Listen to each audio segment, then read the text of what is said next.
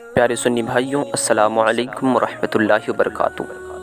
ایک مرتبہ ایک انجینئر کافی اونچائی پہ کام کر رہا تھا اور نیچے کچھ ورکرز مزدور بھی کام کر رہے تھے۔ اس انجینئر نے اوپر سے کسی مزدور کو آواز دی تو کسی بھی مزدور نے اس کی آواز کو نہ سنا۔ وہ بار بار آواز دیتا رہا لیکن کسی نے اس کی جانب التفات نہ کیا۔ پھر انجینئر نے اپنی جیب سے کچھ پیسے نکالنے کے بعد ان کی طرف پھینکے تو ایک مزدور نے فوراً ان پیسوں کو اٹھایا اور اٹھا کے رکھ لیا لیکن اس کی طرف نہ دیکھا۔ دوسری مرتبہ پھر انجینئر نے کچھ پیسے اور زیادہ نکالنے کے بعد اس کی جانب پھینکے تو پھر اس نے ان پیسوں کو تو اٹھا لیا لیکن اس کی جانب ذرا بھی التفات نہ کیا۔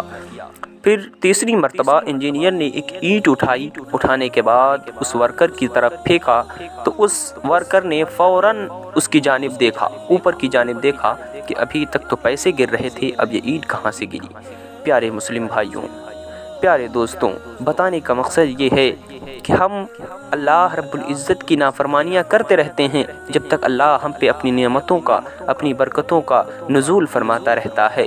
ہم سر و سجود نہیں ہوتے، اللہ کا شکریہ نہیں بجا لاتے، لیکن جیسے ہی اللہ کی طرف سے کوئی چھوٹی سی بھی مصیبت آ جاتی ہے، کوئی ذرا سی تکلیف بھی ہمیں پہنچتی ہے تو ہم پریشان ہو جاتے ہیں۔ تب اللہ رب العزت کی یاد ہمیں آتی ہے، تب ہم نمازیں پڑھنا شروع کر دیتے ہیں۔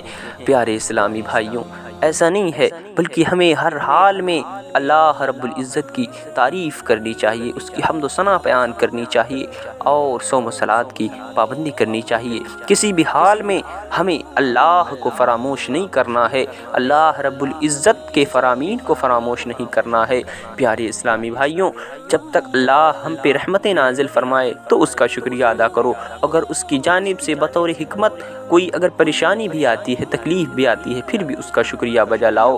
اللہ رب العزت ہم سب کو صراط مستقیم پر چلنے کی توفیق عطا فرمائے، صوم و صلات کا پابند بنائے۔